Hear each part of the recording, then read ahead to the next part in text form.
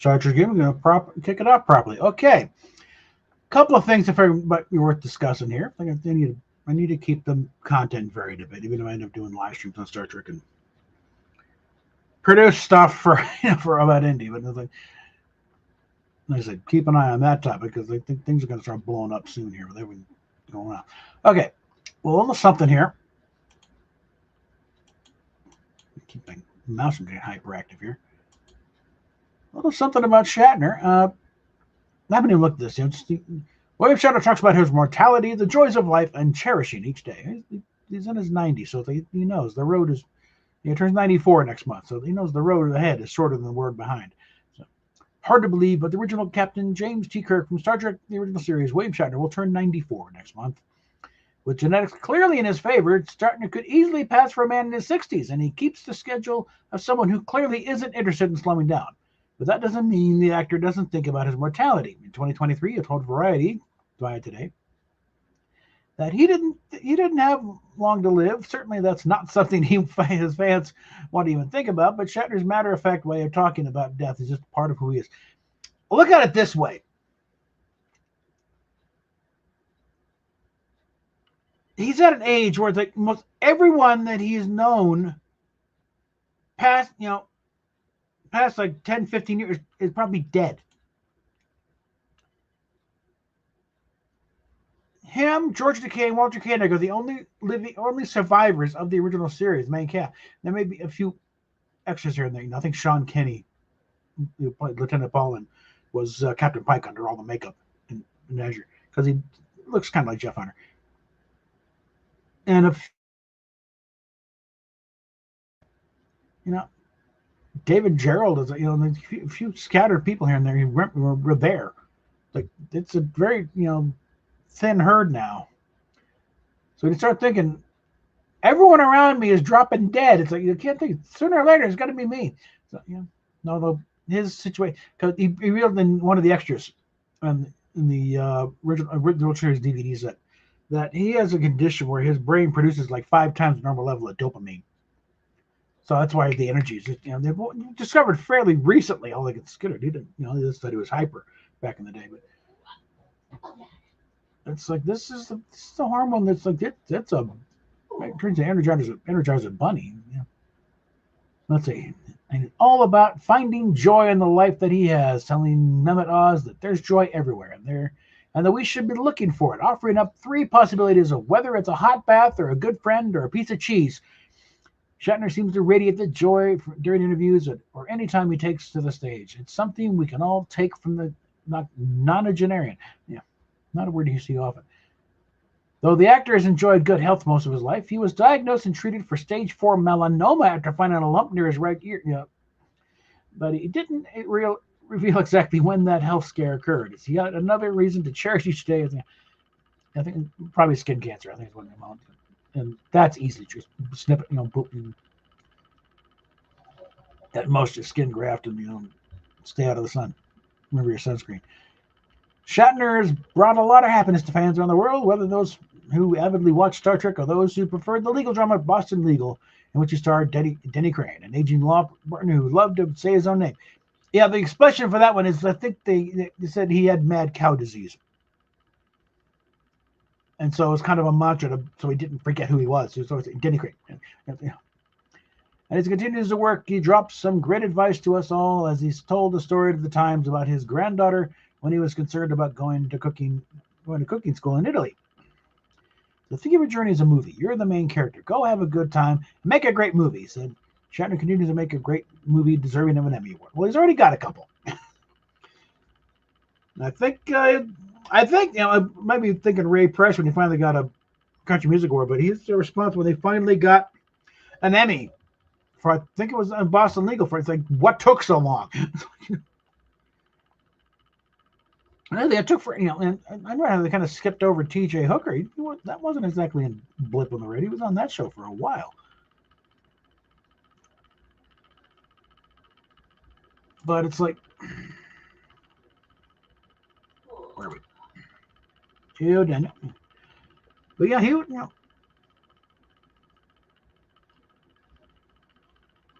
I'm convinced right now. There's a good chance of outliving most of us, frankly. Okay, he's going and charging. He ain't slowing down. And again, if you were to look at him, you would not say 94. I think a part of it also is like he doesn't act old. That's a big thing. Remember, again, how these little things stick in your memory even from childhood.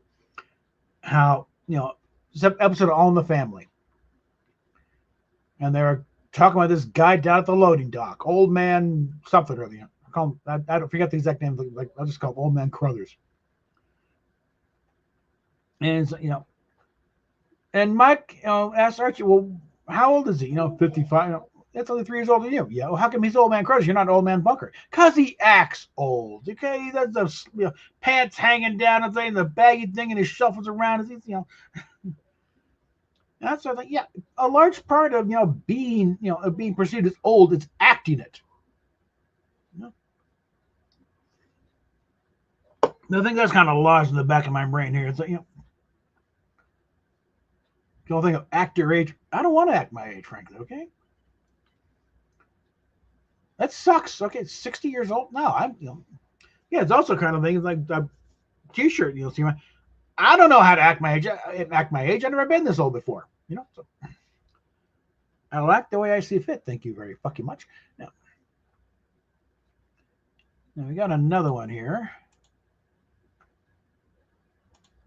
and kind of looking at see where this one goes. Chad Porto, of course. Star Trek should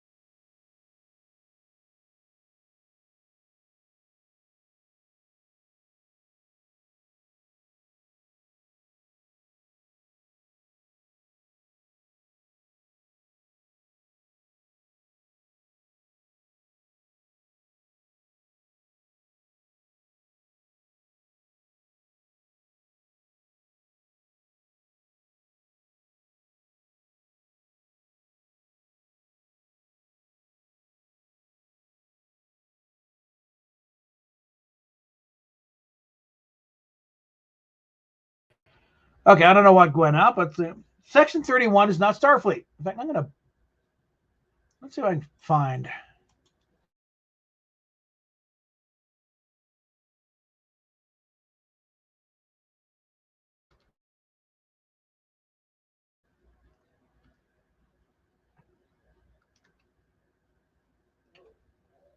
See if I can find.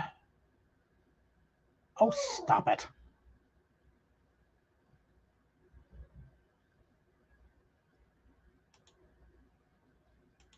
Yes. Fuck that. It's a simple enough thing here. Okay.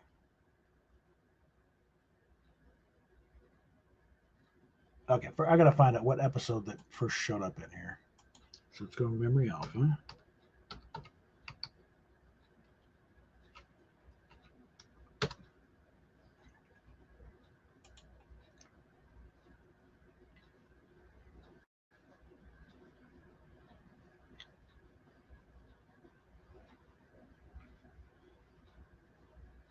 All right.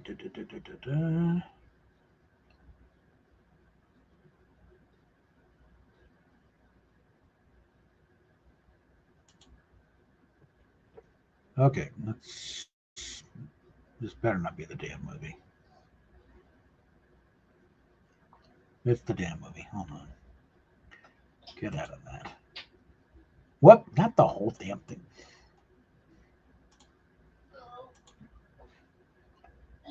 Memory Alpha.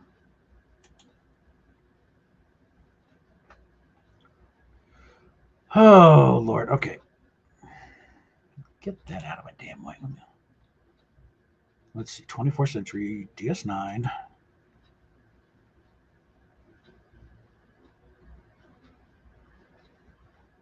Get off of there.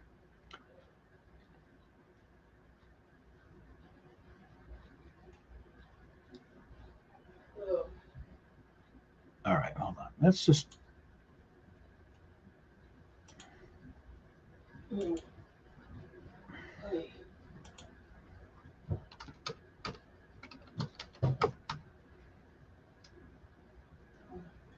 Are you done? No, I'm not done. I'm trying to look stuff up. God damn.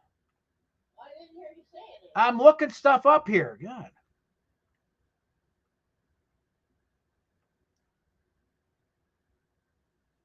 Now, where the hell is it? I don't care about the stupid movie, okay? Yeah. Stop jumping around. Yeah, stupid ads.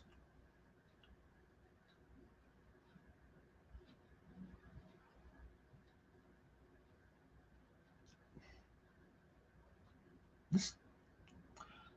All right. A note to the guys running Memory Alpha. Fix your damn site. This thing jumps around too damn much. Okay. All right.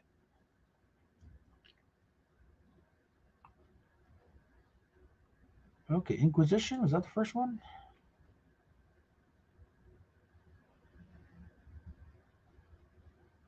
Okay. Inquisition. What season is this? Season 6, number 18. That's all I need to know that. So. And the Inquisition. What a show, the Inquisition. Here we go. All right. Now it's fairly late in there.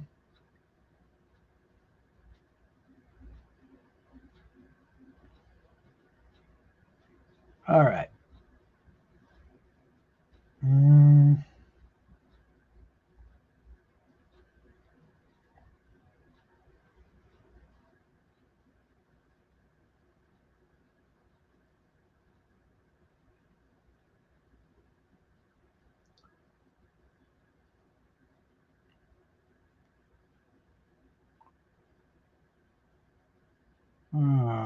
Okay, let's see. Getting some stuff here, but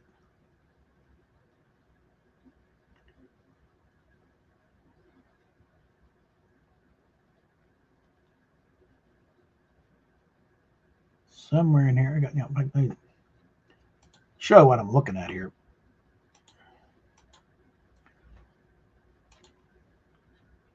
This website that has transcripts of all of the of the episodes. Right now, I'm looking through the transcript of all the dialogue for this episode Inquisition, where Section 31 first shows up.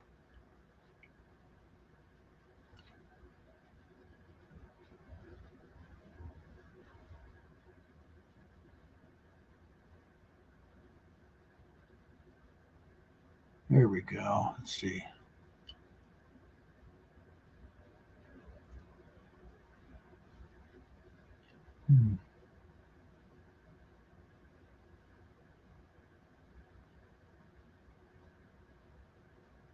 All right, let's look. Okay, so we're upon the deck, and then Sloan is in black leather, not a Starfleet uniform. You're right, Doctor. None of it was real, but I am, and this isn't over. Congratulations, Doctor. It's not often we're proven wrong. Let's see. I take it you finally believe I'm not working for the Dominion. I'm leaning heavily in that direction, but to erase any lingering doubts, what do you say we make one final test? I'm finished playing games with you, Sloan. Bashir and Sloan. I assure you, Doctor, this is no game. Sloan hands the device to a guard who approaches Bashir with it. Don't be afraid. I have no intention of hurting you. I just need to remove an implant from behind your right ear.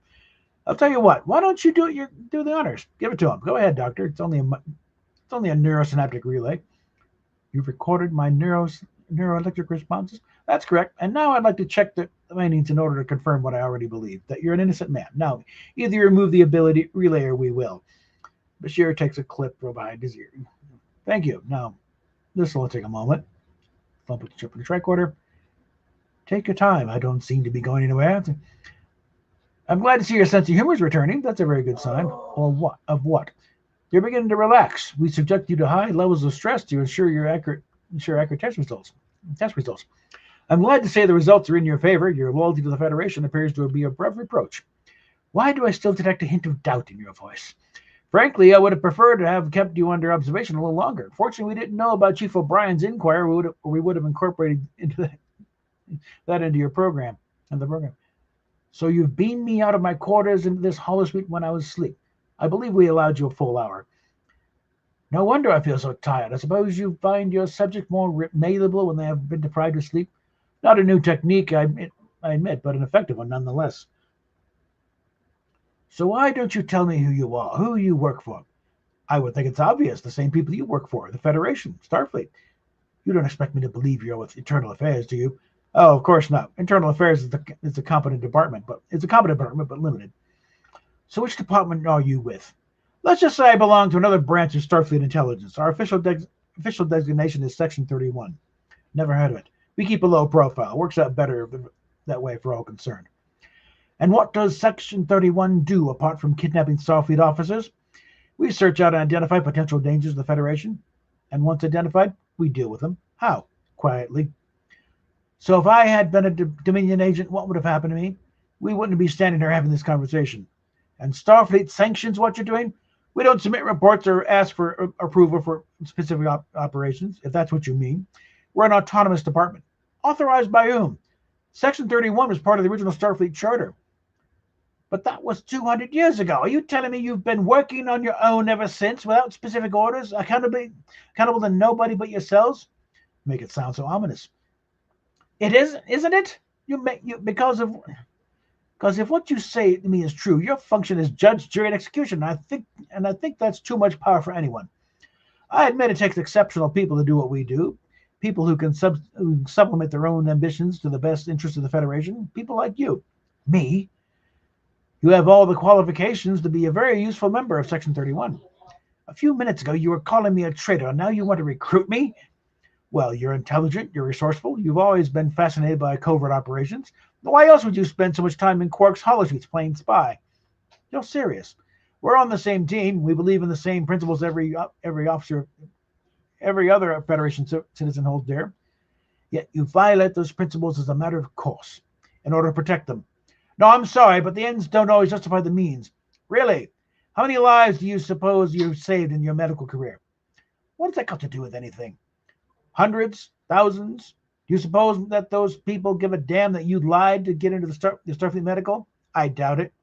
We deal with threats to the Federation that jeopardizes its very survival. If you knew how many lives we've saved, I think you'd agree that the ends do justify the means. I'm not afraid of bending the rules every once in a while. The situation warrants it, and I don't think you are either. I don't think so. And in time, you'll come to agree with. You've got the wrong man, Sloan. I don't think so. In time, you'll come to agree with me. Don't hold your breath. All I ask is that when you get back to Deep Space Nine, you consider what I've said. What if I decide to expose you? Let's just say I'm not going to lose any sleep over it. Giant guard's hype boss with Bashir. Yeah, no, they went back there. And meanwhile, they're back on DS9 in the captain's office. And Odo, Bashir, Kira, and Cisco, and Odo's. I'll say one thing: this fellow Sloan, he's clever. He timed the doctor's abduction to coincide with his trip to the medical conference. That way, he wasn't missed. You say yes, he's clever. We went up, Kira. We went over Julian's quarters, but we couldn't find any residual transporter signatures. So either they got him off the station some other way, or they have transporter technology we can't detect. Captain, is there any word from Starfleet about Sloan or Section 31? And Cisco, there's no record of a Deputy Director Sloan anywhere in Starfleet. And as for Section 31, that's a little more complicated. Starfleet Command doesn't acknowledge its existence, but they don't deny it either. They simply said they'd look into it and get back to me. When? They didn't say. That sounds like a cover up to me. I can't believe the Federation condones this kind of activity. Personally, I find it hard to believe they wouldn't. Every other great power has a unit like Section 31. The Romulans have the Tal Shiar, the Kardashians have the Obsidian Order. But what does that say about us? When push comes to shove, where are we willing to sacrifice the principles in order to survive? I wish I had an answer for you, Doctor. Maybe we could do some checking, try to track down this Sloan ourselves. That won't be easy. If he's right, and Section 31 has existed since the birth of the Federation, they've learned to cover their tracks very well. We don't have to find them. They'll come to us. You said that Sloan tried to recruit you? I turned him down. He doesn't strike me as a man who takes no for an answer. And next time he asks you to join this little group, you will say yes. Well, congratulations, Doctor. Looks like you're going to get to play spy after all, and this time for real. And roll credits.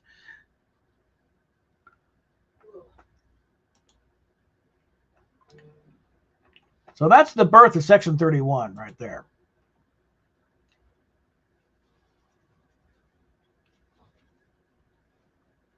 So yeah, Okay, so modifying my earlier statements. They're part of the Starfleet Charter, but they don't answer to Starfleet, basically. They're kind of like some allowance in there. And again, the roots of it go back to let's see. I think I still got the thing up here.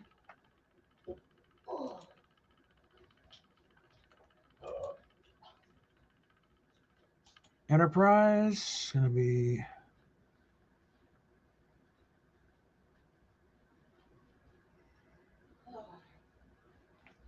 not going to be that one. It's going to be that one. Let's see.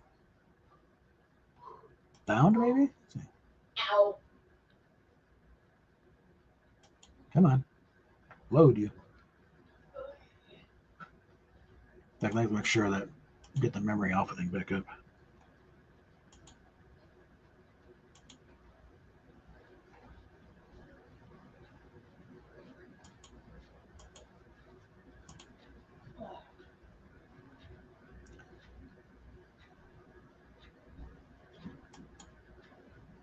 And let's see. Enterprise. What episode Enterprise are they in? Stop jumping around on me. Divergence. Okay. So it's not Bound, it's Divergence. Back it up.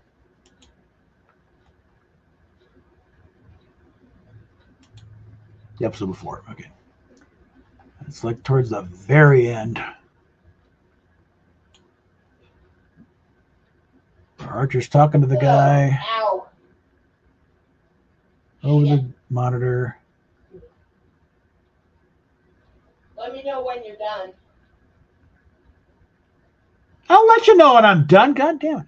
I just, that's what I was asking. Yeah. Okay. Ugh. Ugh. Ow.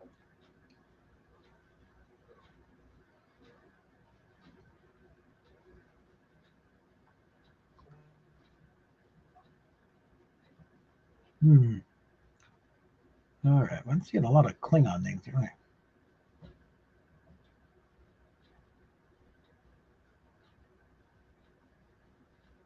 Here we are. Okay, Archer's quarters. Porthos is on the bed, sulking.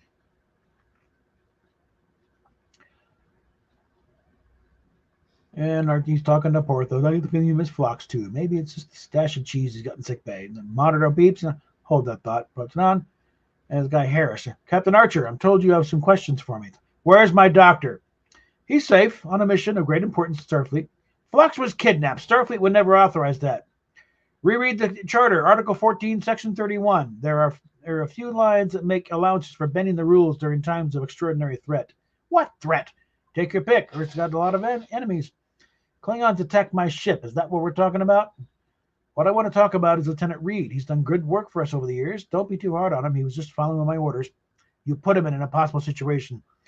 I can understand why you would feel that way, but this is bigger than one captain and one ship. You're going to have to do better than that. All I can tell you is that if you interfere before Phlox completes his mission, the repercussions will affect entire worlds. So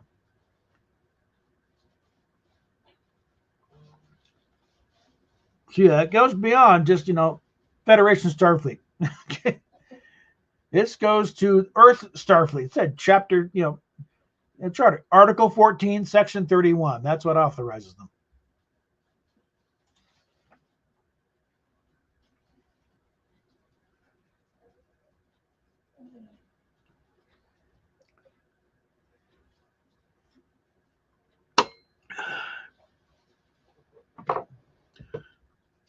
Like they're a part of Starfleet, only in the sense of that's where their funding comes from. Other than that, it's like they don't answer to Starfleet. They barely answer to the Federation Council, probably.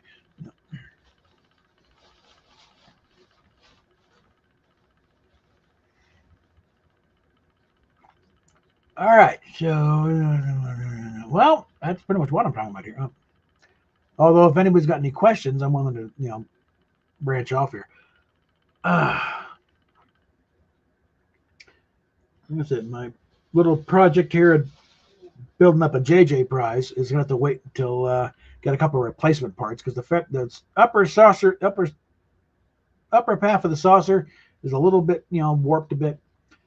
The starboard half of the secondary hull is severely warped. Port side's also, but I can work that one. I can force that into shape. But the other one's the starboard side's too damn bent up and kinked in the neck. Might be used for wreckage, but beyond that.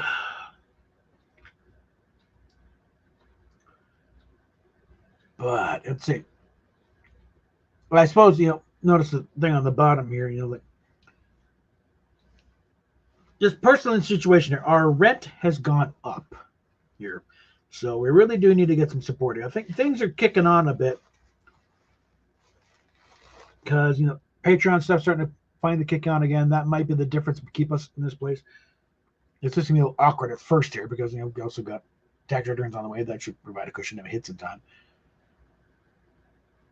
But really, the links down below, click on those. Because the PayPal is the most direct and the most effective because nobody else gets a cut of that. So maybe I think PayPal, which gets a few cents out of it here and there. But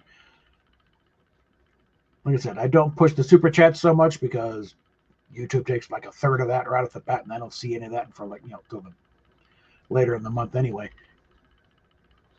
Yeah, for immediate support, the PayPal is the best. For a longer term, though, in order to try and get a paycheck out of YouTube once in a while, the super chats work good for you. It's hopefully getting this to a point where it starts to at least sustain itself a little bit and able to cover the costs of StreamYards and other things. And yeah, I get itch. I'm not just fidgeting, I actually do itch. But I'm not sure there's much else to talk about at this point. Those are the few things I want to get about, and also the little update thing. But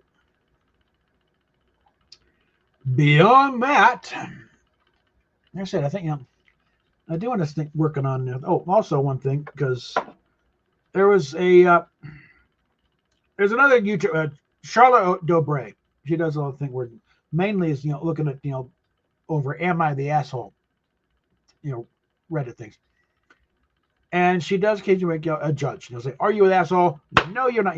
And I think it'd be fun to get one of these, and maybe doing judging various properties, so whether or not they're worthy. I think I actually will go through the various aspects of the franchise and rule them whether or not they're worthy. And I could do it right now, but I don't. I want to make it a little more polished, a little more produced. So you do maybe something. The Trekkies Court, get a proper, get some kind of courtroom background. Oh. But I think it's like we're starting to. It's going to stabilize a little bit. I think you can start doing different type of programming type of thing. Well, it would be good if I get the second camera working, because then I angle that down there and start doing picture stuff, and actually doing some model build streams or videos. Now it also hopefully things that I can start get the Batmobile off of pause and finish that one up, because right now it's like, okay, we got the drivetrain and the large. I've got as far as like the last thing I got is like radiator, air cleaner, and there's the mufflers. And it's like there's like the shipment right after this thing is like finishing up the chassis and stuff, and then from there it's going putting on the frame and getting body parts on there. So I think it should be on like we're like the halfway point. I really can't keep it on hold for too long because it is limited edition, but yeah. So I do need to get that started up before too long here. Hopefully things will start working out, like also hopefully getting them the student loan. I thought I'd already been dealt with a bunch of years ago. Nope, it was still out there, and they're collecting interest, little bastards. If I can get that dealt with, that should free up some a lot of situation there. But yeah, things are starting to kick a little bit, but they're also getting more complicated. So always need help. Always need some assistance here and there. Supposedly I was going to get contacted on some kind of paid situation. I don't know if the guy got back with me, or it's like he's the guy who keeps re-upping his Patreon membership. I don't know. But yeah, again, the Patreon thing is down below. I started putting stuff up on Patreon now. I had to couple of the History of Star Trek videos I had to re-edit because somehow I did not have the finished edit on there. The result is, though, I got better copies on Patreon now than I have on YouTube. So check those out there. Links in the description. And I think we will, at that point, I think we'll just talk at you later. So.